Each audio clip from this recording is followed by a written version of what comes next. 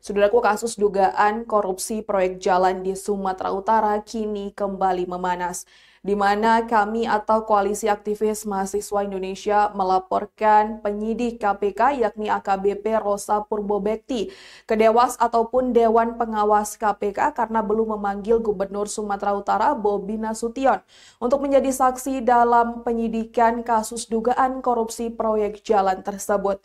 Berikut informasi selengkapnya. Saudaraku, Koalisi Aktivis Mahasiswa Indonesia atau KAMI melaporkan penyidik Komisi Pemberantasan Korupsi atau KPK, AKBP Rosa Purbobekti ke Dewan Pengawas atau Dewas KPK karena belum memanggil Gubernur Sumatera Utara Bobi Nasution sebagai saksi dalam penyidikan kasus dugaan korupsi proyek pembangunan jalan di Sumatera Utara. Koordinator KAMI Yusril menyatakan bahwa AKBP Rosa Purbobekti merupakan kepala satuan tugas dalam penanganan perkara tersebut dan diduga menghambat proses hukum terhadap Bobi Nasution. Laporan itu disampaikan ke Dewas KPK pada Senin 17 November 2025. Menurut Yusril, laporan ini juga menjadi bentuk pertanyaan terhadap independensi KPK sebagai lembaga yang diberi mandat undang-undang untuk memberantas korupsi. Ia menilai KPK seharusnya sudah memanggil Bobi seusai perintah Hakim Pengadilan Negeri Tipikor Medan. Ia juga menyatakan adanya kekhawatiran mengenai potensi intervensi yang dapat melindungi Bobi Nasution dari proses hukum.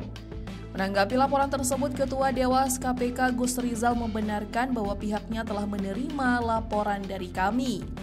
Ia menjelaskan bahwa Dewas KPK memiliki waktu 15 hari untuk menindaklanjuti laporan sesuai prosedur yang berlaku. Sementara itu, juru bicara KPK Budi Prastio menjelaskan bahwa proses penyelidikan, penyidikan hingga penuntutan terkait perkara tersebut tetap berjalan sesuai prosedur.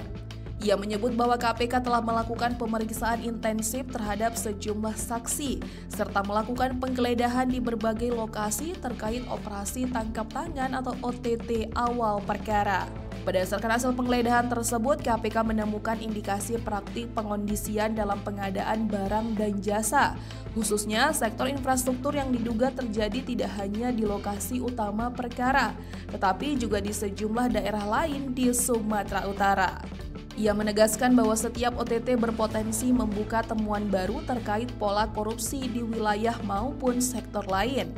Fokus penyidikan saat ini menurutnya masih pada pihak yang memberi dan menerima suap dalam proyek pengadaan jalan, baik di Dinas Pekerjaan Umum dan Penataan Ruang atau PUPR Sumatera Utara maupun pelaksana Jalan Nasional atau PJN Sumut.